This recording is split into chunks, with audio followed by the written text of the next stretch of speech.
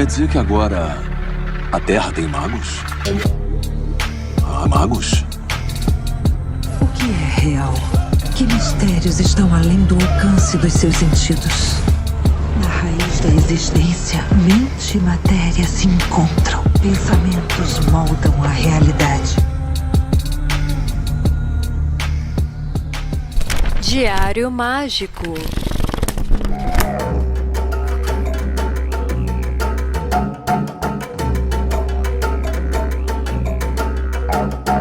Aí sim, eu sou o Rodrigo Vignoli, seu apresentador, e está começando agora mais um Diário Mágico, o segundo de 2023, pra gente abrir este ano com o pé direito, pé na porta, e vamos fazer acontecer maravilhoso.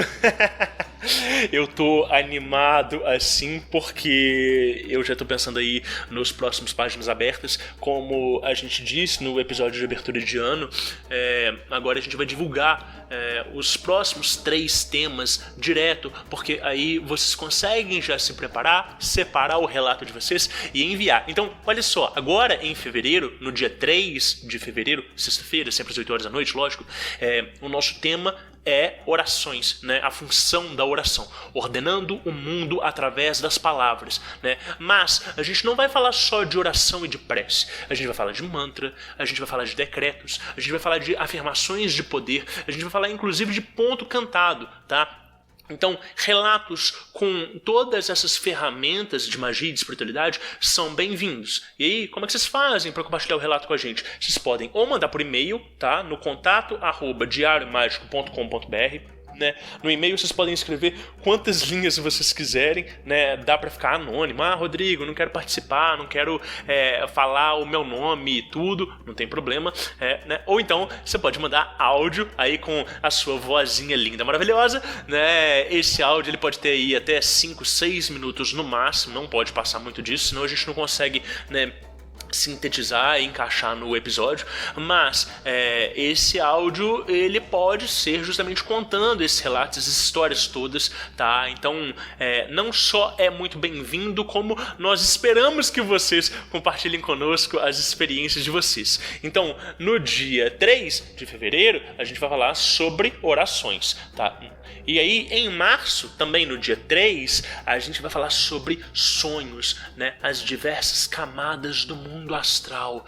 Então, cabe sonhos proféticos, cabem projeções astrais, cabem reconhecimentos de entidades e de indivíduos no mundo onírico, né? Esse é um episódio que as pessoas vêm pedindo há muito tempo e, inclusive, pode ser que a gente tenha parte 1 e parte 2 dele, mas a princípio, para o dia 3 de março, a gente vai falar sobre sonhos. E depois, em abril, a gente vai conceituar, né, essência, eu superior, sagrado anjo guardião e self, né? A gente vai falar desses termos, são a mesma coisa, não são?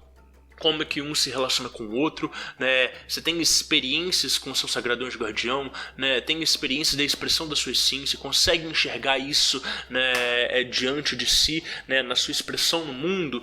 Então, manda pra gente no DDD 31 97537 5123, ou então lá no e-mail. Os 2 links estão aí na descrição do episódio. E pô, você gosta do Diário Mágico?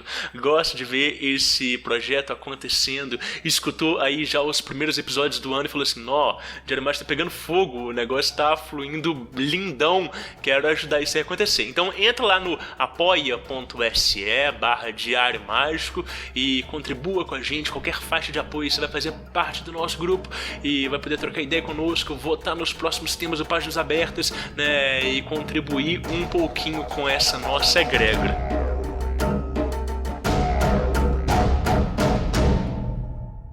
E vocês estão preparados para ver como é que livros sagrados são ilustrados e ganham vida a partir das mãos de um artista, de um magista, daquele que consegue canalizar a luz?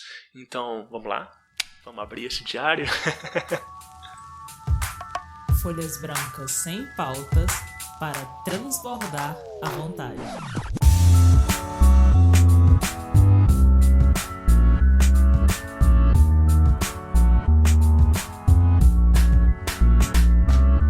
Aí sim, e aí pessoal, como é que vocês estão? Hoje eu tenho o prazer de receber aqui no Diário Mágico a Sora Magnificar Lux. Ela é uma pessoa que eu conheci através das redes sociais, né, pelo Instagram. Eu tava conversando com o meu instrutor e a gente tava falando super elogiando, né, os desenhos, as artes todas. E ele falou assim: ô Frater, essa é uma pessoa muito bacana pra se levar pro Diário Mágico. Eu falei: poxa, com certeza, mas será que ela topa? Ele falou: eu já conversei com ela, uma pessoa muito bacana, muito acessível, talvez ela tope. E aí, entrei em contato com, né, a Sora e pra minha surpresa, ela super aceitou. Então, seja muito bem-vinda, Sora. Obrigada, querido. Pra mim é uma honra estar aqui, acompanho o seu trabalho. Já tenho tempo. Sou grande admiradora da sua divulgação de Telemann, de tudo legal que você traz, porque às vezes, principalmente no início, está todo mundo muito perdido, não tem uma referência, e é muito material que a gente tem aí disponível, a gente não consegue saber aonde tem um fundinho mais justinho da coisa, um fundinho mais desviado da coisa, então fica todo mundo meio perdido, e você traz um conteúdo muito acessível, muito leve, muito direto. Às vezes as pessoas se perdem nesse início com tamanha ocultez, né? É todo um palavreado novo, um dicionário novo.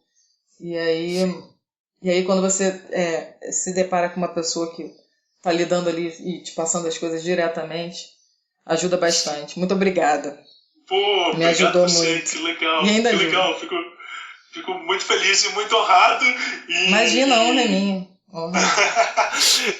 Sora, olha, tenho muitas coisas que eu quero conversar com você, né, tanto do seu processo artístico quanto do processo mágico todo, né. Num primeiro momento eu queria saber, né, quem é, né, a Sora Magnificar Lux, a Sora Infinita Luxes, né, da onde que vem, assim, a sua história dentro da magia, da espiritualidade? Como é que é isso? Como é que isso se desenvolveu?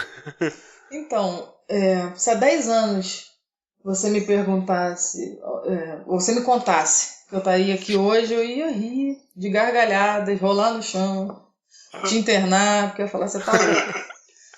Eu venho de uma família muito católica.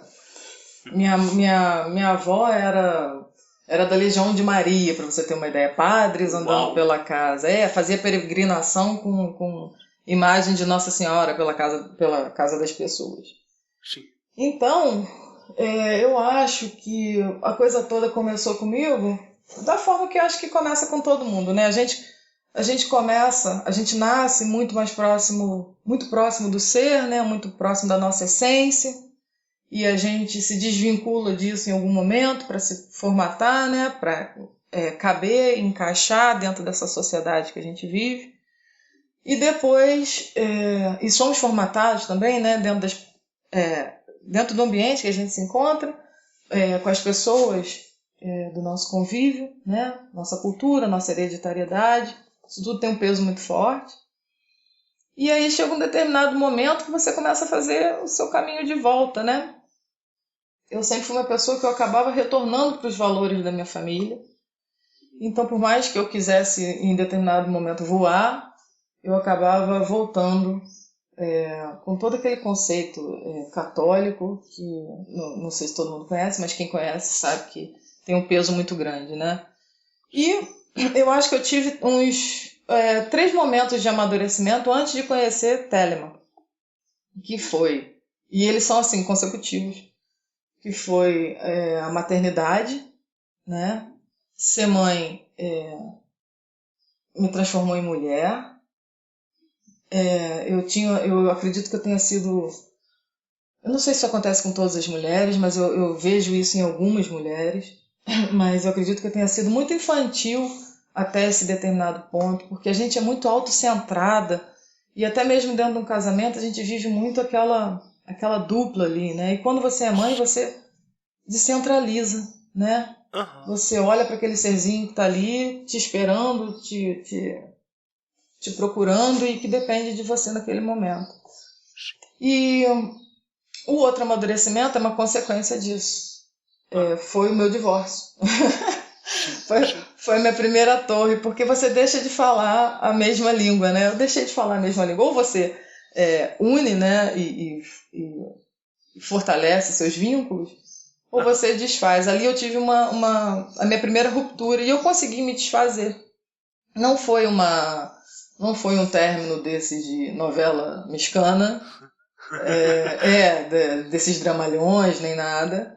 Mas é um término, né? É sofrida, doída. Eu estava com as crianças muito pequenas. Sim. E aí eu fui morar sozinha com 2 filhos, o mais velho com 4 anos e o mais novo com 1 ano. Sim. E a partir disso, sendo que no momento que eu fui mãe, eu estava muito inserida nesse contexto religioso católico. No momento que eu me divorciei, isso já não fazia mais sentido para mim. Olha só. Eu já tinha iniciado essa ruptura. Sim. Também. E aí a coisa já tinha começado a deixar de fazer sentido, aquelas prisões, aquela leitura de mundo, e eu já estava, de certa forma, me tornando vazia. Porque para mim, naquele momento, a vida era aquilo ali mesmo, que a gente tinha para viver, e sem nada que me preenchesse. Eu não conseguia ter liga com outro tipo de religião. E fui deixando isso acontecer. Eu não tinha nem culpa de estar me esvaziando. Eu não me sentia culpada por estar me esvaziando. Eu só via aquilo como um fato. E o último amadurecimento, que acho que foi uma pá de cal, foi ter lido alguma coisa de Nietzsche. E aí aquela pá de cal em tudo, que aí eu me esvaziei por completo, e eu entendi que eu não era vítima. Porque naquele momento que eu me desfiz do relacionamento, eu fui muito acolhida. E eu agradeço o acolhimento, óbvio. Mas eu fui acolhida de uma forma de que, pobrezinha, ela se separou, ela está com os filhos pequenos, o cara é o vilão, não sei o quê. É lógico que eu tenho minhas diferenças até hoje com a pessoa. Sim. Né? Senão a gente estaria talvez junto. Mas a gente tem nossas diferenças. Mas veja bem, é o meu caminho, foram as minhas escolhas.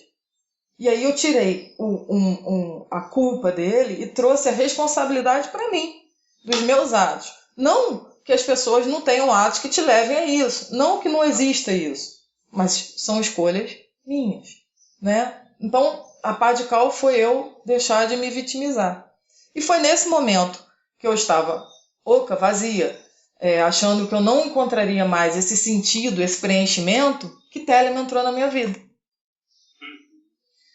Então, eu estava eu lembro perfeitamente o dia 12 de outubro, coincidências à parte. Aniversário do Clóvis. Exato.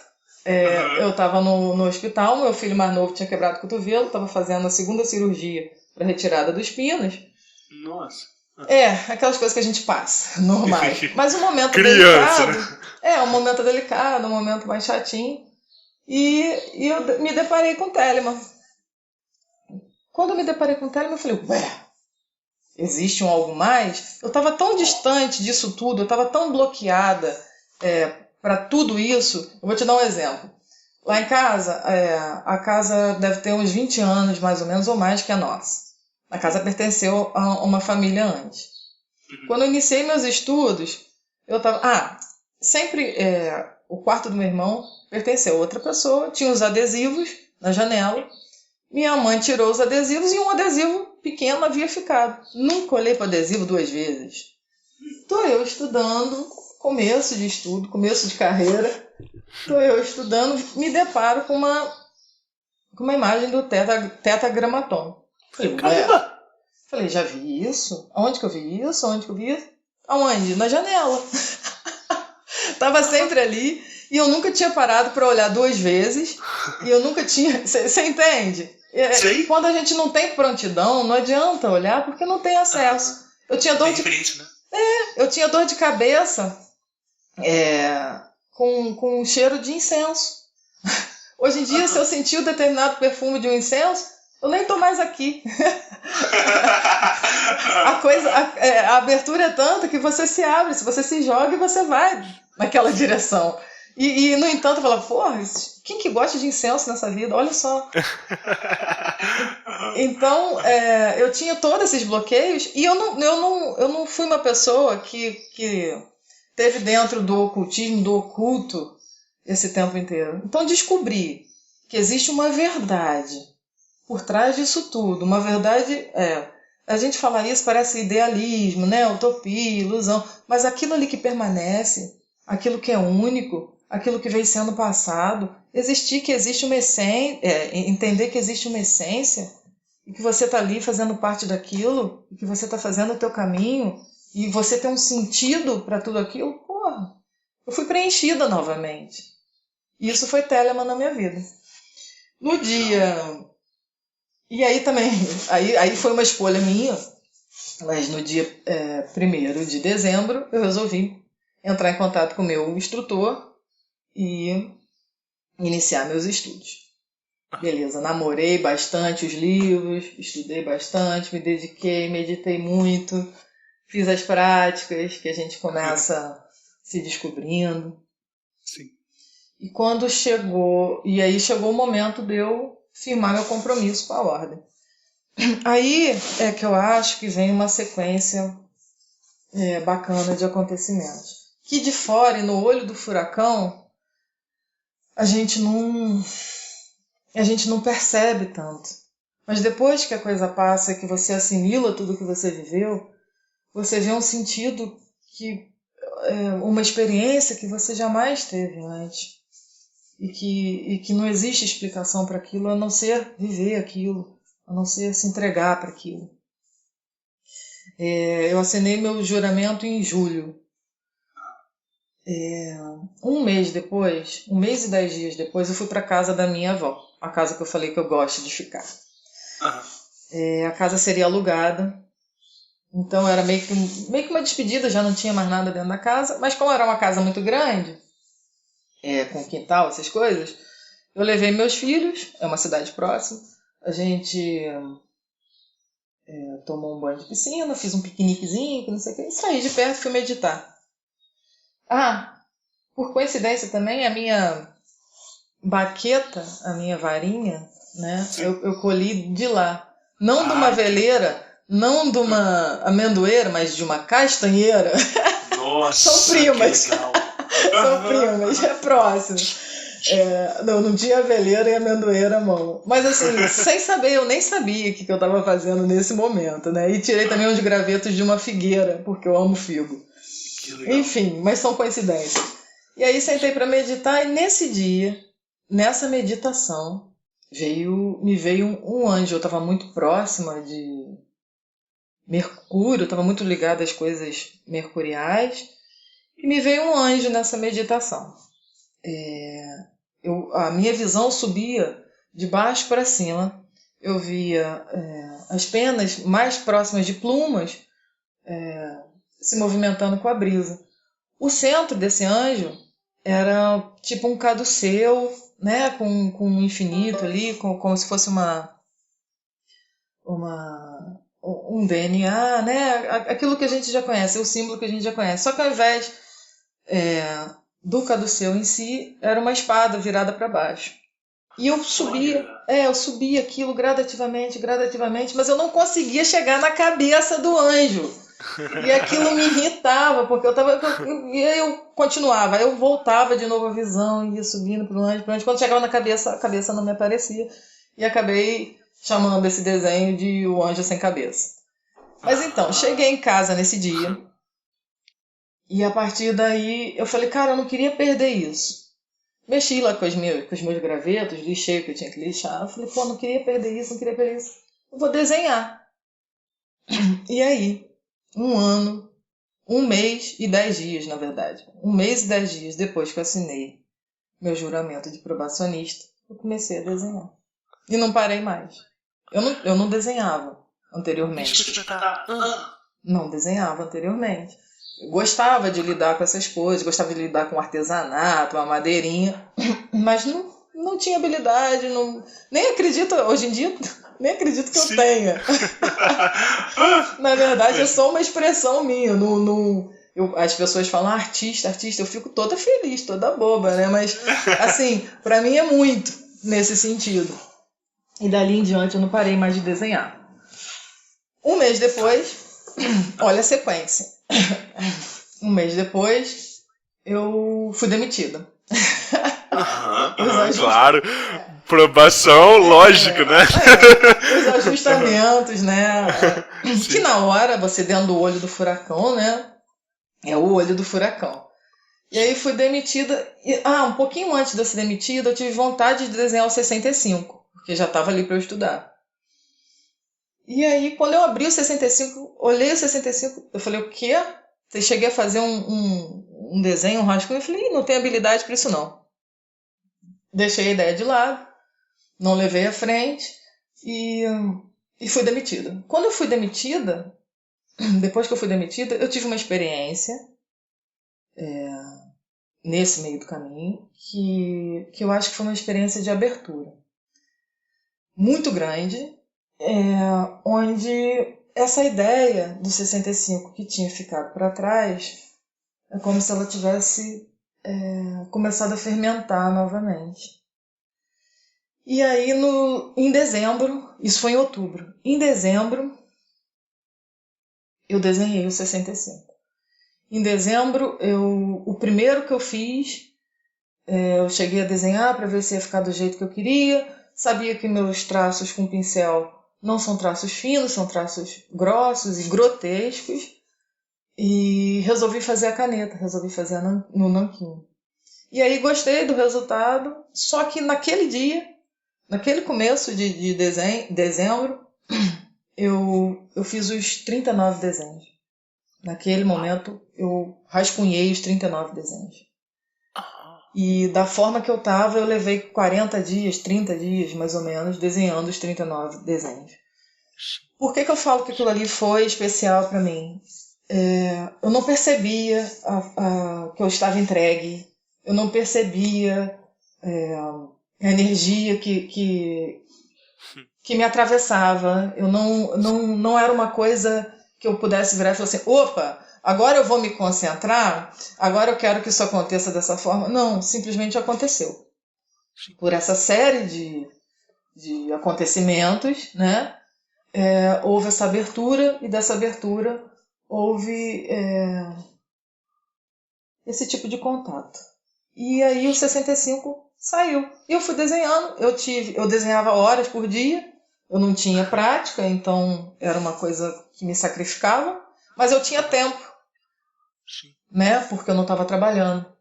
Sim. Então, meus filhos ao redor. E assim, se você me perguntar o que eu fiz, tirando o desenho, eu não consigo te dizer. Eu sei que meus filhos estavam ali ao redor, eu sei que eu tirava cópia dos desenhos, botava para eles desenharem também, né? Que legal. A gente, no calorão, eles viravam e falavam assim, mãe, vamos pra piscina, vamos. Aí íamos pra piscina na casa de um tio. Todo mundo na piscina e eu rascunhando um desenho ali no cantinho, porque eu queria à noite chegar. Então eu estava vivendo para aquilo. E vivi esses 30 e poucos dias para isso. Eu tive um machucado no cóccix. Que não fechava, porque eu não parava de desenhar. Era mais de 8 horas desenhando por dia. Porque eu desenhava e pintava. Desenhava e pintava. E eu não tendo habilidade, aquilo para mim era muito complicado. Quase naquele êxtase, né? Do entusiasmo energizado do Crowley. Sim, é nesse sentido de você não perceber mais nada à sua volta. Estava ali, estava fazendo e estava postando. Era a minha forma de estudar e era a minha forma de divulgar a Telema, de trazer a coisa para todo mundo, de dizer que eu estava falando alguma coisa ali. Mas não no sentido de oradora, não no sentido... Não, eu precisava colocar aquilo ali, só. O likezinho, nem nada. As minhas amigas, que, do nada, a Fabiana, né? Falei meu nome. Do nada eu encontrei outro caminho. Então, as minhas amigas às vezes falam assim, o que é isso? Né? Da onde surgiu isso? E riam e coisa, e debochavam. E eu achava engraçado também. Eu não a interação, independente da crítica, pra mim tava ótimo. Legal. Já tava resolvida nesse sentido, né? Tava. Eu não tava ali pra me... na verdade, qualquer desenho que eu faço, eu não tô ali pra me provar nesse sentido. Sim. Tô ali só pra deixar alguma coisa. E assim, virei as costas e tô me dedicando a outra coisa. Eu esqueci. Já é página virada. Enfim, aí quando eu terminei, as pessoas não me conheciam e tudo mais. O Vinícius estava acompanhando desde o início. Sendo que no começo, o primeiro desenho que eu fiz, eu virei e mandei pro meu instrutor, né? Aí ele botou, sabe aquele coraçãozinho assim? De joinha? Eu falei, opa, não feri ninguém, porque no começo eu falei, é muita ousadia, né? Você resolver desenhar, catar um livro sagrado e ainda sair postando. Eu fiquei com medo de vir alguma rebarba pra mim. Ninguém falou nada, colocou o joinha, me incentivou. Eu falei, opa, não tô ferindo ninguém, vou-me embora, vou continuar. E o Vinícius, o Caos, ele acompanhou todo esse processo. Quando eu finalizei, por sinal a gente nem se conhece ainda. Beijos e abraços guardados pra ele. No final... Quando eu postei o último desenho, começou, eu dando almoço para as crianças, começou a chegar. Eu não estou no meio, né? Eu estou distante, estou no interior e não participo dos encontros nem nada. Começou a chegar um monte de seguidor e de comentário. E eu tô assim, gente, o que aconteceu? Eu tô aí um mês postando e ninguém viu nada. Eu falei, o que aconteceu? E aí, só 5 horas da tarde que eu fui ver que o Vinícius tinha publicado, dizendo que eu tinha feito. Aí que eu fui entender. Enfim, aí essa revolução toda. E eu sigo nessa linha. Faço o que vem para eu fazer. E assim, são muitas expressões do que eu sou, né? Se você olhar meus desenhos, você vê sonhos, você vê viagem astral... Você vê experiências minhas, vividas ou imaginadas. E você vê os meus estudos. Além disso, eu fiz um estudo do 418, que eu acho que eu não fui muito feliz. Por quê? Pela própria compreensão do 418, né? É muito denso, né? Muito denso, sim. Você acompanha até certo momento. O 418 acho que eu vou morrer lendo, porque vai chegar chega um momento que você não tem o acesso, né? E é uma experiência que ele estava vivendo. Então, e assim, mas ainda assim, ele foi muito importante para mim. Tem três éteres, por exemplo, o 22 principalmente, o 22º Eti e o 22º Eti e o 14º ou 15º, se eu não me engano, foram super importantes porque coincidiu de eu estar estudando, de eu estar desenhando e de eu viver alguma abertura do lado de cá. Entendeu? Então coincidiu com outro tipo de experiência. E agora no final, depois eu desenhei o Piramidos, que foi único pra mim também. Você desenhou o Piramidos antes de executar ele? Não, antes de executar não. Aliás, ao longo da execução. Tá, legal. Nos 3 primeiros dias eu segui um outro roteiro ao mesmo tempo que eu ia desenhando. E por fim eu finalizei com o meu. Acho que os outros dias foram com o meu na mão. Que legal.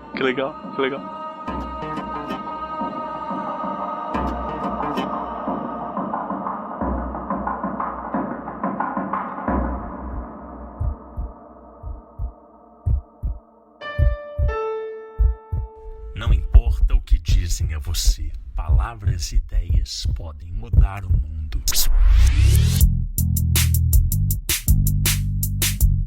Diário Mágico.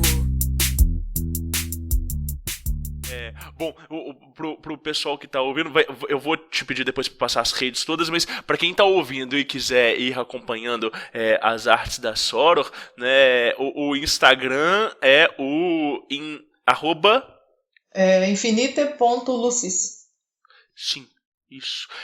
Os links vão estar todos na descrição do episódio, lógico, mas às vezes o pessoal gosta de ir vendo enquanto tá ouvindo o papo aqui, e eu acho que esse é um podcast ilustrado, né? Ricamente ilustrado. Mas, Sora, é muito incrível, é muito legal essa coisa da gente conseguir fazer a síntese de um conhecimento que ele está cifrado né, em letras, né, em literatura, e conseguir trazer essa síntese para a imagética, né, para o desenho, para a pintura, né, para a expressão. Eu acho que isso é muito incrível. Né, a gente tem muita gente que hoje em dia fala sobre esse processo de integração de arte e magia. Na verdade, são uma mesma coisa, mas uma coisa que me fascina são esses fluxos criativos que eles nos impelem a criar, recriar, recriar, e a gente fica tão envolvido naquilo dali, e é tão prazeroso, e é tão... eu não sei, é uma forma da gente expressar não só aquele conteúdo, expressar a nós mesmos, né? Parece que quando a gente está desenhando aquilo, a gente está se desenhando também, né?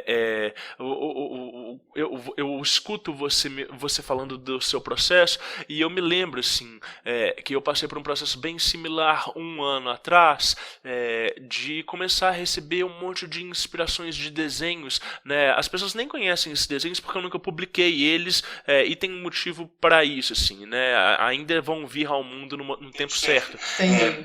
Mas assim, era justamente esse ímpeto criativo de chegar na frente do papel e ficar 4, 5 horas direto, e não ter vontade de fazer mais nada além daquilo dali. E é uma coisa que ela é tão... ela é tão intensa e ela é tão regozijante, né, que parece que o mundo pode acabar lá fora e a gente tá ali diante da tela, do quadro em branco, da folha em branco pra executar aquela tarefa, né? E ao mesmo tempo é super orgânico, né? Você não sente que você tá entregue. Você simplesmente tá entregue. Não é... Você entende? Não é estabelecido, opa, vou me entregar esse momento. Não, você simplesmente está entregue ali e a coisa toda está acontecendo. E apesar de ser o tal do êxtase, né, que você está dizendo e tudo mais, apesar de ter esse quesito de êxtase, tem o sofrimento também, né? Sim. Tem aquela entrega, tem aquela coisa de você estar ali porque você não está sentindo, mas você está ali horas. Sim. Né? Então tem uma parte de sacrifício ali também e tudo mais. Você falou da gente estar se colocando nos desenhos e tudo mais. No 65 eu até deixei, mas eu procuro desenhar o que eu tô lendo, né? E sem interpretações, né? Porque quem sou eu para interpretar livro sagrado do Crowley? A interpretação é minha. Quem sou eu para colocar isso para fora, né? Nesse sentido. Mas... tem um dos desenhos do 65, que é do elemento fogo, que eu tava tão entregue que eu me coloquei no desenho. Que legal. Crowley é atravessado por uma lança e ele tá lá falando de ser atravessado pela lança. Se você olhar o desenho, tem uma mulher atravessada por uma lança. Eu falei, me coloquei, já tinha divulgado, mas falei, me coloquei aqui. Eu falei, bom, agora já era pra ter sido, né? Mas você tem a impressão, às vezes, de que quando você está desenhando e sintetizando aquilo dali, você também está aprendendo muito mais do que as palavras podem comunicar? Sim. Tenho plena certeza disso. É a minha forma de deixar entrar. É a minha forma de absorver aquilo tudo ali que ele está me passando. Algumas coisas eu vou absorver e vai ficar. Outras coisas vão só passar. Porque eu ainda não tenho prontidão de apreender. Né? Sim. Eu acho que é isso, assim, né? Que também quando a gente faz esse trabalho, né? E por mais que a gente esteja tentando ser o mais fiel possível aos textos sagrados e tudo, tem uma extensão da nossa bagagem e que de alguma forma a gente está colaborando muito com aquele material, com aquele texto que já está ali pronto, né? Colaborando no sentido de dar mais expressão para ele, é mais fácil para as pessoas conseguirem emergir, né, e mergulhar naquilo dali, né, e também a partir do momento que a gente dá corpo para aquilo dali, a gente consegue assentar melhor, né, aquelas palavras, todo aquele conteúdo, tanto o conteúdo né, escrito, quanto o conteúdo simbólico, né, por trás daquela escritura, né, então a gente assenta aquilo dali na gente, né, e assim... Eu sempre falo isso, né? O aprendizado é uma coisa emocional, né? Ele não é uma coisa fria distante, né? E aí quando a gente faz esse processo de vivenciar a arte, né, e justamente tem essa entrega, né, tem esse tempo, tem essa dedicação, a gente sedimenta aquilo dali com uma profundidade muito maior, né, do que só, às vezes, decorar, do que só, às vezes, né, ler aquilo dali, seja porque está no currículo, seja porque, de fato, né, a gente está vivenciando aquilo dali com devoção, mas é uma forma de prestar culto. Não sei se é isso aí, é a minha forma de orar. É isso aí. Sim. E assim, eu não quero nada daquilo. Aquilo ali é o meu estudo, entendeu? Eu não... se você virar e falar assim, os seus desenhos não são mais meus. Não são... para mim pertence à ordem, não são meus. Entendeu? Não tenho posse mais dele. Só trouxe eles, de alguma forma. Não como, olha, ela trouxe, olha, ela... Não, simplesmente aconteceu e acontece, que é a minha forma de expressão de tudo que eu estudo, de alguma forma. Legal. Mas, Sora, você já pensou né, em fazer uma compilação disso e publicar, por exemplo, junto com os textos sagrados, assim? Já passou essa ideia pela cabeça? É uma ideia bacana, é uma ideia legal. Se pintar a oportunidade, legal, é uma forma de divulgar tudo isso aí, todo esse trabalho e tudo que a gente vê. Mas, assim, se eu te disser que esse é um objetivo a ser atingido, não é. Para mim, não é. Se for uma forma de divulgação, se pintar, se você me disser agora, Fabiana, vamos fazer isso? Vamos. Entendeu? Beleza. Não é eu não tenho um direcionamento para isso. As artes estão ali, estão guardadinhas, estão bonitinhas, e é o que eu disse, pertence à ordem. Se por acaso chegar um momento da gente compilar, da gente colocar junto, por exemplo, eu te digo em relação a mim, eu com as artes no próprio Instagram, para eu decorar o meu capítulo, eu ia com a arte aberta no Instagram, porque eu coloquei os textos também e ia decorando. Ao longo do caminho, todos os dias, quando eu ia para o trabalho. Voltava do trabalho, aí acrescentava mais uma frase, gravava aquela última frase, mas ali, de cara com aquilo tudo ali. Se de alguma forma eu puder auxiliar alguém com os meus desenhos, se de alguma forma eu puder despertar algum interesse, auxiliar de alguma forma alguém, é seu. Eu não tenho mais posse em relação a isso. Que incrível. É nosso. Nossa, maravilhoso. E uma outra pergunta, você já teve algum texto que você ficou impactada e não conseguiu ilustrar, ou às vezes falou assim, nossa, não, isso não é pra agora? Teve alguma coisa que aconteceu isso, assim, que teve uma espécie de bloqueio, ou não, sempre foi fluido, assim? No começo, o 65 foi. Quando eu entrei no 418, depois dos 10 primeiros, né? Dos 10 primeiros eu falei que eu arrumei da minha vida, porque ele fica cada vez mais denso, cada vez mais precisando de estudos, né? Porque uma coisa leva a outra. Então eu estava com o Eshelman de um lado e 777 do outro e o 418 do outro né? E aquela loucura do 418 dos dois, né? Do Eshelman e do Crowley. E o 777 dos dois, e assim, e probacionista. Então, tinha acessos ali que foi uma dificuldade só para mim. E por isso que eu digo que não foi um trabalho, talvez lá na frente vale a pena revisitar, porque eu acho que com uma maturidade maior, dá para fazer um trabalho mais bacana. Sim.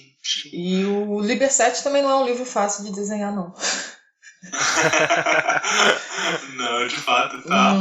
Não tem sido Que legal. Não tem sido fácil também, não. Mas assim, nunca esbarrei em nada que eu tenha recuado, não, porque a hora que a ideia entra, eu já não consigo mais tirar. Aí eu já sei que eu já me lasquei toda, porque eu vou ter que ir até o fim. Que legal, tá. É um canal, de fato. Não consigo fugir disso. Mas ao mesmo tempo, é aquilo.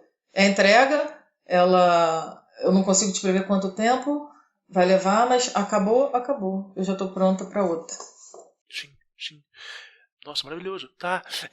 E diante dessas, né, você falou que esses registros, essas pinturas, esses desenhos, eles são, né, tanto as ilustrações né, de livros sagrados, dos seus aprendizados, mas também das suas experiências místicas, né.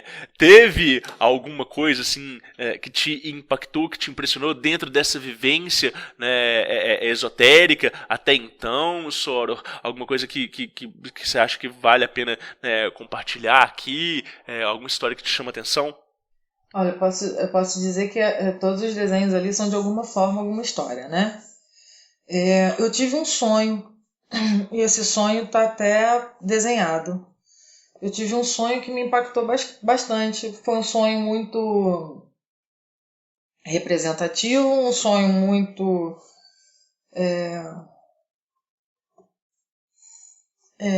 foi muito significante para mim porque ele acontecia num circo onde um leão vinha e as pessoas tinham medo do leão, eu me aproximava desse leão, depois as pessoas com medo do leão matam esse leão e no final uma garotinha que começa a chamar os nomes de uma lista que era como se o leão tivesse vamos colocar assim, uma espécie de mal olhado, e a forma de reverter isso era chamando os nomes.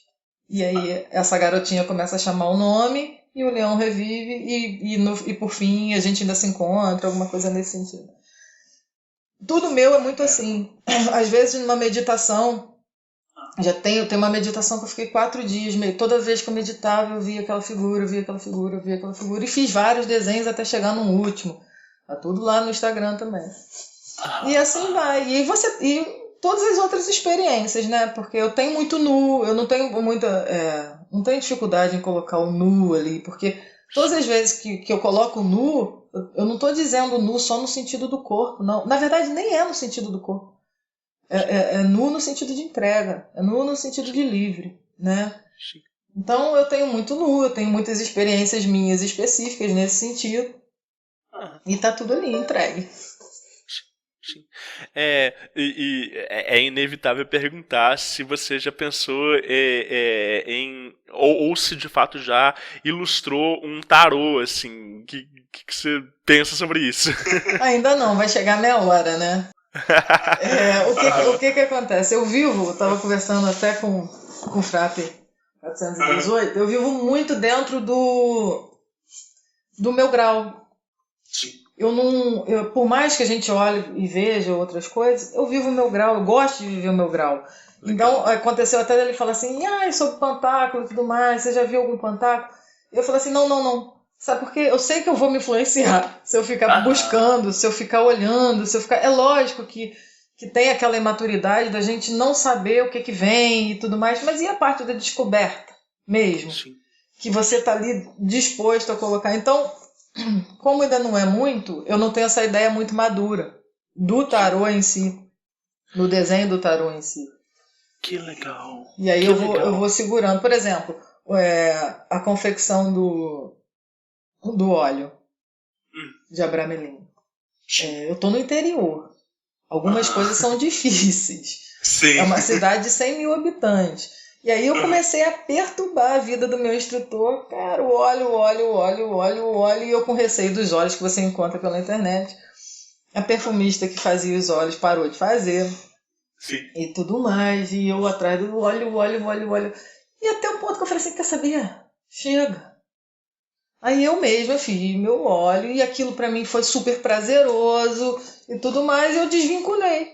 E aí quando você... E aquilo ali foi decisivo para eu entender muita coisa do meu processo. Eu gosto das coisas do meu jeitinho. Eu não preciso ir além, eu não preciso... É lógico que eu não vou deixar de ver a beleza do que é o teu. É lógico que eu não vou deixar de olhar o seu e admirar. Mas eu vou fazer a coisa ali do jeito que vai me servir, do jeito que vai me prestar e tudo mais. E a confecção do óleo para mim foi um ponto aí que me chamou a atenção até para eu relaxar e curtir, né? Maravilhoso, maravilhoso. Porque aí a gente vai entendendo também o nosso ritmo, né? E o que faz sentido pra gente, né? Eu lembro que eu fiz parte de uma outra organização e eu tinha um amigo que ele também fazia parte dessa mesma ordem. E aí ele foi avançando nos graus assim muito rápido e tal e tudo, e foi fazendo o processo dele todo, e eu sempre no meu ritmo, mais devagar e tal. Eu não estava muito preocupado em avançar, eu estava preocupado em viver um processo ali. Sim. E aí eu fui compondo, né, o meu caminho nessa ordem. Tinha algumas monografias, para cada uma das monografias você tinha que ir fazendo algumas consagrações de objetos e tal, e ao invés de eu comprar objetos, né, e ir fazendo as consagrações, eu fui confeccionando eu mesmo por conta própria. Ah, que legal. E aí quando chegou lá no final, assim, do grau, né, que ele chegou no final do grau, ele virou pra mim e falou assim: Rodrigo, e aí, como é que estão as coisas e tal? A gente tinha essa liberdade de compartilhar as coisas todas, a gente aprendia muito um com o outro, né? Ele me mostrou o conjunto das coisas que ele tinha feito e tal. Eu falei: nossa, muito legal e tal. Ele falou assim: posso ver os seus? Eu falei: pode. Mandei uma foto pra ele. E na hora que ele olhou, ele falou assim: nossa, mas você fez tudo assim, tudo encaixa com tudo e tal e tudo. Eu falei assim: mas eu levei um ano e meio a mais que você. Ele falou assim: nossa, mas muito legal isso aí. E eu tava muito orgulhoso do que eu tinha feito mesmo, né? Eu tinha composto um objeto que ele serviu para estudos e que de fato ele conseguia sintetizar, né, os entendimentos dos graus todos, né? E eu pensei isso assim, né? É muito legal ter esse ímpeto de ir avançando e fazendo as coisas e tal, mas cada um tem o ritmo, né? Ele absorveu o conteúdo dele do jeito dele, funcionou muito bem pra ele e tudo, né? E eu precisei de ficar mais tempo, né? E ficar ali incubando aquilo dali, né? Eu achava, por exemplo, que eu era uma pessoa que lia devagar. Não é verdade. Eu leio com muita atenção, registrando tudo, paro, faço as anotações, né? E aí a gente vai vendo que o que funciona pra gente, né, Soro? O que faz mais sentido, né? Como que a gente absorve aquilo dali. Então é muito legal ter essa maturidade de falar assim: não, ó, eu tô vivendo isso aqui, eu tô vivendo meu grau, eu não quero me influenciar, eu não quero absorver nada que não tenha a ver com o que é relevante agora, né? Pra eu conseguir sintetizar as coisas da forma mais autêntica e mais fiel possível. E na hora que chegar o momento, eu vou estar preparada pra executar aquilo dali do jeito que eu quero, né? Sim, eu não tenho essa pressa, esse desespero. No começo, eu via os rolês e tudo mais, eu tinha muita vontade de estar ali, de fazer parte, de estar inserida e tudo mais. Hoje em dia, eu curto muito o meu ritmo, entendeu? Eu curto muito não estar tão inserida dessa forma dentro desse contexto, porque a gente sabe, o caminho é individual, né? Eu não tenho como fazer o seu caminho, você não tem como fazer o meu caminho. Então, nesse momento, eu me desvinculo. Eu me desvinculo de determinados procedimentos e ideias que eu prefiro seguir da minha forma, né? Assim, sem muita mistura, nesse sentido. Que legal, que legal. Soror, e o que virou, assim, a sua imagem para as pessoas que estavam ao seu redor ali no início, que não entendiam o que você estava fazendo e tudo, porque é toda uma transformação, né, interior e exterior, né, e aí, e esse rompimento, assim, com todos aqueles valores e doutrinas, né, prévias, e também essa reforma dentro desse meio né, social, como é que você administrou isso agora? É um sofrimento, né, cara?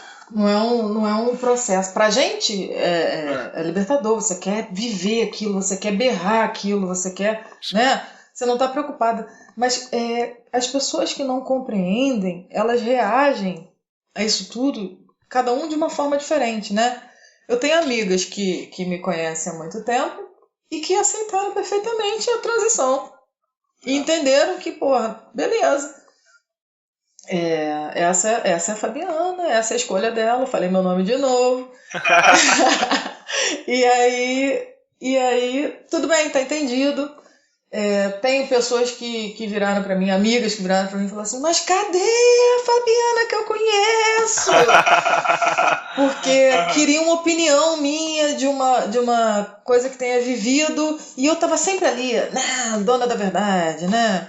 Não, sempre tinha uma opinião pra dar da vida alheia. Então, esse é um cuidado. Bom, depois eu volto nisso.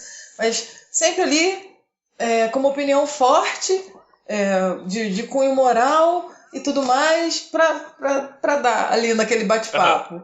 E hoje em dia eu não tenho mais esse conceito. É lógico, se você me pergunta qual é a saia que ficou mais bonita, a menina me pergunta, eu vou te dizer, opa, a saia preta tá mais bonita que a vermelha. Agora, se você me pergunta o que você deve fazer da tua vida, quem sou eu?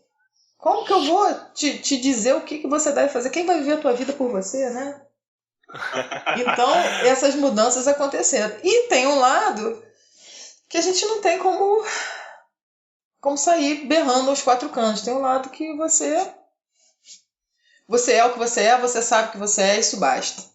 Né? Porque as pessoas reagem com medo, e esse medo gera um ódio, esse ódio, né, um ressentimento, e aquilo faz as pessoas te agredirem. Então, nesse determinado meio, eu evito me mostrar da forma que eu sou. Basta eu saber quem eu sou. Né? Não tem essa necessidade. E dentro de casa, eu tenho meu altar lá embaixo, num cantinho reservado meu. Meus pais não entendem especificamente o que eu estou fazendo. Né? Meus filhos, de vez em quando eu passo, eu ouço uma Popante Cacodai, mano, e eu falo, opa! O meu filho mais novo canta Caduá. Assim, então você percebe a influência de algumas coisas na vida deles. Minha mãe se interessa, pergunta alguma coisa de um I Ching, de um tarô, vê os desenhos, meus desenhos, com todo o nu que tem e tudo mais, eu desenho ali na sala. Sim. Eu não vou para um canto para desenhar, eles estão passando, eles estão vendo. Eles perguntam, mãe, o que é isso aqui do cara? Eu falo, é isso mesmo. Não tenho essa preocupação porque é natural. Não tem nada ali que eles não possam ver. Não tem nada ali que não seja acessível a eles. Mas assim, tem esse respeito. Fica ali minhas coisas, no meu cantinho reservado, e eles entendem que, olha, estou descendo, e é a hora que eu vou e reservo para fazer meus rituais, minhas coisas e tudo mais. Conseguir isso dentro de casa, dentro de uma casa católica, que você tem santinhos pela casa inteira. É uma liberdade, né? Então, sou livre no sentido, né, aspas, da liberdade, mas sou livre onde eu preciso ser livre, né? Você sabe que na hora que você estava falando um pouco mais cedo, né, sobre né, o pós-divórcio e aquele acolhimento e né, que de uma certa forma é muito bom, a gente é grato, mas de uma certa forma a imagem que as pessoas projetam não é exatamente aquilo que a gente quer, né, e tudo.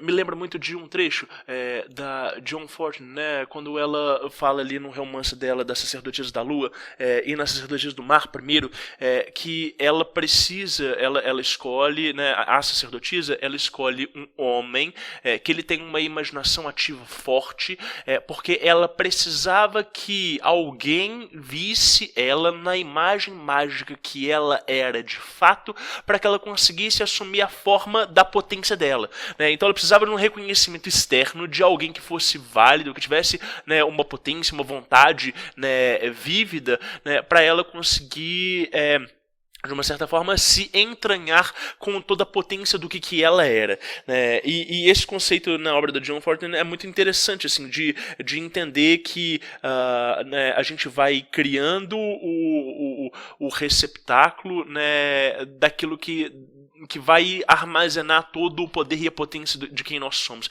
Eu acho que o probacionato, ele é muito isso, né? Assim, é uma transição para a gente conseguir assumir de fato essa essência, esse poder, essa potência, esses valores, né? E quando a gente vai expressando isso no mundo, né, a gente não precisa que as pessoas elas nos aceitem ou entendam, pelo menos, né, a nossa imagem mágica integralmente. Isso não é necessário, né? Mas a partir do momento que a gente começa a manifestar partes disso, né, que a gente consegue expressar parte da nossa essência, e o mundo ele vai reagindo àquilo ali, vai ficando mais natural e a gente vai conseguindo assimilar todo esse poder e essa potência, né? E isso reverbera nas pessoas que estão ao nosso redor, né? Direto ou indiretamente, quer seja voluntário ou não, né? Quando as pessoas vão reagindo à expressão de quem nós somos, elas também vão mudando, né? Vai modificando essas relações todas, né? Faz sentido isso? Total sentido, total sentido. Hoje o papo que eu tenho com as minhas amigas, as que continuaram mais próximas, né? Algumas pessoas, naturalmente, se afastam. E é natural. É porque as pessoas buscam sempre uma identificação e quando, né, essa identificação não acontece, sempre existe às vezes uma distância, né? E beleza, eu entendo isso. Eu não vou te forçar a estar próximo e nem nada nesse sentido. Mas eu entendo que alguns assuntos que eu tenho hoje com as minhas amigas mais próximas, a gente jamais teria lá atrás, né? E a coisa vai se abrindo. E elas mesmas vão se abrindo. Elas não precisam estar dentro de um sistema ou entregues da forma que eu resolvi buscar dentro de um processo de iniciação. Elas não precisam estar dentro do meu processo de iniciação para estarem vivendo coisas, né, semelhantes ou aberturas similares, né? Sim, sim. Maravilhoso, excelente. Soro, vamos falar de diário mágico? Vamos falar do diário. É maravilhoso.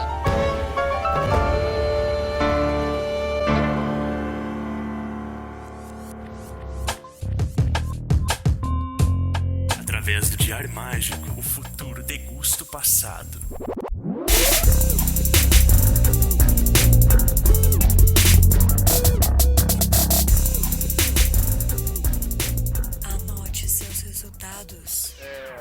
Me conta o seguinte, você já tinha algum hábito de escrever e de anotar antes de se deparar com Telema ou não? Ou o diário ele só foi fazer esse papel mais principal depois de você começar a entrar na Santa Ordem? Como é que é isso?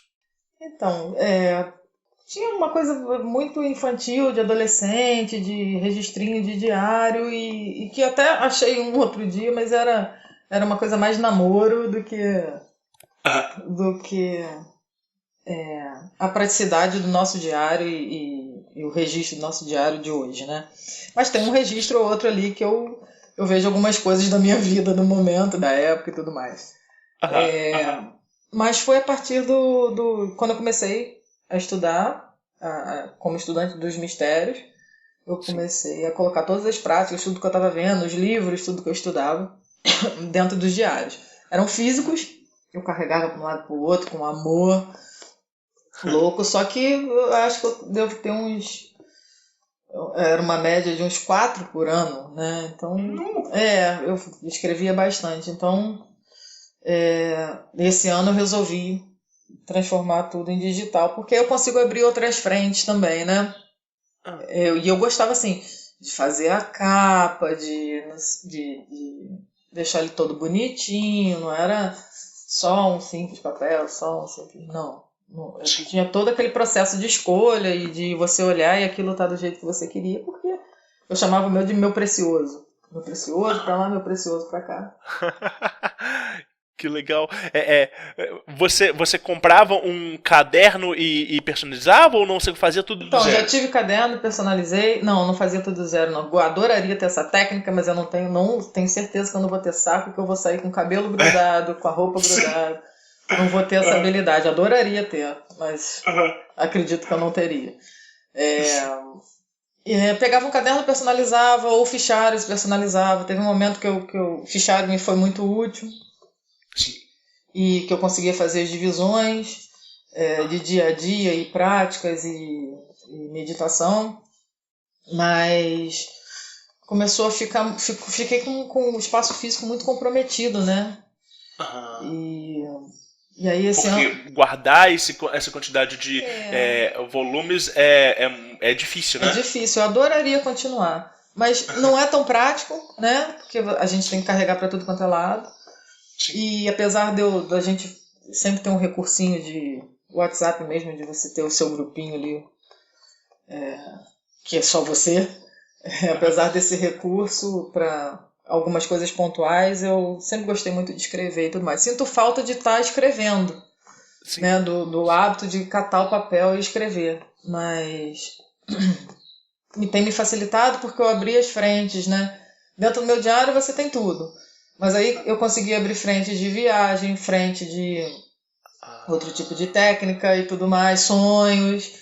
Então eu abri as outras partes que eu consigo me localizar com maior facilidade. Opa, sei lá, é um sonho com afogamento. E aí eu jogo lá, ele faz a busca e aí me aparecem todos os sonhos com afogamento. Então fica algo mais... Você coloca tipo tags nos registros, assim? Vou colocando. Aham, entendi. E aí você tem um diário próprio só para suas experiências dentro da Santa Ordem? Tem. Eu só tenho a Santa Ordem. Eu só tenho a Santa Ordem. Não faço parte de... Mas, tipo assim, igual você falou dessas outras frentes, né? De viagens e de... Não, viagem astral. Viagem astral. Entendi. Viagem astral, sonhos, isso tudo tá dentro do diário. Inclusive os desenhos e tudo mais. E eu tenho outras frentes. Sonho, outro tipo de técnica, viagem astral e tudo mais. Aí eu vou abrindo, porque aí se eu quiser ver dentro de sonhos, só um tipo de sonho com sol. Eu vou lá, jogo e ele me aparece todos os sonhos com sol. Sim, e dentro do diário, até eu achar tudo, tem tudo ali. Não vou achar com tanta facilidade. Aham, claro. Entendi. Tá? E geralmente você faz anotações diariamente mesmo? Diariamente. Aham. Já tá em mim, não perco o dia. Todo dia. De manhã ou de noite? No final do dia e às vezes quando eu não consigo no final do dia, no dia seguinte cedinho. E o que você anota em termos de tipo data, hora, astros, humor local? Quais são as variáveis que você leva em consideração? Coloco o local, coloco o ano que a gente está vivendo dentro de Telemann, né? Uhum. Coloco o sol, a posição do sol, coloco qual signo lunar que a gente se encontra.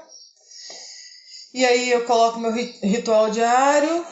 Se houve algum sonho, eu já começo abrindo com um sonho, porque provavelmente foi madrugada. Tem data. Aliás, tem horário. Tem o que eu faço no dia a dia, assim, mais resumido, porque esse não é tanto foco, né? Mas coloco as observações de coisas que me afetam no dia a dia e a forma que eu elaboro. E até lá na frente como que isso funciona. Tem o tarô diário, agora Xing. Que legal. E as percepções, eu acho que é isso. Num dia a dia mais específico, isso. Num dia de um ritual mais elaborado. Mais elaborado e tudo mais, tá o ritual todo ali, né? De cabo a rabo. Aí é 2 horas da execução do ritual e mais uma para anotação, né? Por aí. Mas na verdade, quando é ritual, ele já tá de alguma forma estudado, né? Sim. E eu espero um pouco para assimilar o que está vindo daquilo ali. Então talvez não seja um negócio que seja derramado de uma forma, porque vem vindo, né? As nossas interpretações, eu pelo menos assimilo, não consigo assimilar tudo tão naquele mesmo momento. Às vezes um mês depois ainda estou na rebarba do que me aconteceu na vida. Sim. Que legal. Mas aí você tipo faz uma anotação prévia e depois você faz essas anotações complementando? Sim, vem vindo fazendo as referências. Maravilhoso. Tá, entendi. E você tem essa prática assim de reler as anotações com alguma frequência, Sora?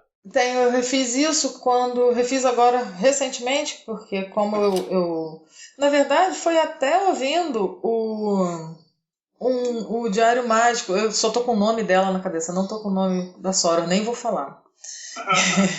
Mas foi ouvindo o Diário Mágico dela e ela tava dizendo que ela usava e tudo mais. Todo mundo usa muito larga o diário físico e fica com o diário online, né? É online. E aí eu resolvi passar. E quando eu passei, eu quis fazer essas pastas. E para eu fazer essas pastas de sonho, eu não comecei do zero. Assim, Sim. agora. Não, eu voltei todos os meus diários. Ah, caramba! Eu fiz o levantamento de tudo. E aí todas as minhas viagens, todos os meus sonhos, Que legal! as minhas técnicas, tudo tá ali, desde o início. Nossa! Então, é um material que se a gente colocar ali, às vezes tem estudo de livros básicos que a gente vê lá na frente, cara, que você vai ler e você tem ouro ali e nem percebeu, né? Útil. É muito útil, sim. Que demais, que legal, nossa, maravilhoso. É um levantamento de fato da vida iniciática, Sim, né, Sora? Sim, se a gente... Qualquer coisa. Ainda tem uma outra frente aí que eu tô pra abrir, tô segurando um pouco, mas ela precisa de mais amadurecimento, que é outro tipo de técnica, e esse eu ainda não olhei pra trás. Até porque talvez eu não consiga olhar pra trás e ter o amadurecimento de saber o que eu tava vivendo ali. Mas vai vir. Que legal, maravilhoso. Sora, para os ouvintes do Diário Mágico que estão nos ouvindo, que conselho que você daria, né, para a vida mágica, para a vivência da espiritualidade, do esoterismo, né? O que a Sora Magnificar Lux tem para nos dizer?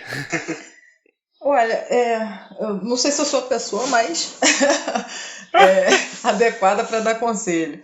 Mas assim, viva o seu caminho, independente do que tiver ao seu redor. Busca o que te preenche, o que faça sentido para você. E Liber 2. Liber 2 na veia. Maravilhoso. Deixa entrar, integra o Liber 2 e leva ele para sempre, juntinho. Sim. Sora, para quem quiser, né, encontrar então, né, as artes e tudo, nossa, te ouvi no Diário Mágico e gostei muito e tal, a pessoa quer conversar, quais são então as redes? De novo, o Instagram, né? Infinite.lucis e Facebook. Infinito Lucis. Uhum. Ótimo, beleza. Vou deixar essas redes aí na descrição do episódio para o pessoal encontrar e visualizar isso tudo. Também, te agradeço. Querido, muito obrigado por participar e por ter disponibilizado esse tempo e compartilhado essa história toda. Foi muito legal, foi muito gostoso.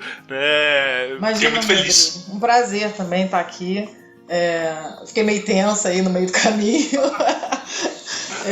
Te agradeço. Você é um rapaz muito bacana e sempre muito gentil, que a gente já começa a falar com você e já começa a rir junto, porque você já fala sorrindo, né? No som da sua voz já tem um sorriso aí no meio do caminho e a gente já está sempre relaxando e rindo junto. Mas muito obrigado pela oportunidade, espero que eu possa ajudar de alguma forma as pessoas que querem entrar no caminho iniciático. Com toda certeza. E que eu possa ter ajudado de alguma forma aí. Tá bem? Muito obrigado. Eu que agradeço. Obrigada, querido. Obrigado.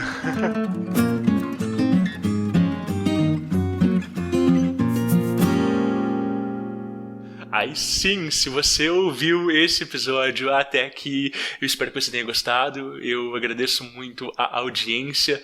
O Diário Mágico, ele não é feito só para uma pessoa, né? Eu sou o apresentador, eu sou o produtor, mas quem edita esta linda voz é o Guilherme Neves, lá da Lefou Produções. O Guilherme tá com a gente desde o início e junto dele a gente tem a Mariana Maia, da @ilustramomô, ela que faz as nossas artes de capa em 2022, 2023, ela que está conduzindo esse show de arte que muito combina com o tema desse nosso episódio. Obrigado pela sua audiência mais uma vez. Tem os páginas abertas, né? Tava esquecendo de mandar o relato, então terminou o episódio agora, vai lá no WhatsApp, corre, manda pra gente, vai ser super legal. Te espero no dia 3 de fevereiro pra gente falar sobre orações. É isso e anotem os seus resultados. Lefou Podcasts.